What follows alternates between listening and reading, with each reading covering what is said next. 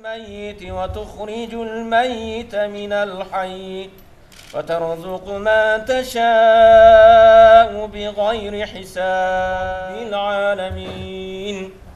Amin. Elhamdülillah ve salatu ve selamu ala Allah'ım özünün barlığına birliğine Peygamber'e hak peygamberlik iman keltip iman menen ötüp ketken Müslümanların katarında marhum Özbekistan prezidentinin mürzesini nurdu kılgın jatkan jerini beyiştin bakçalardan bir bakça kılgın ya Rabbel alamin.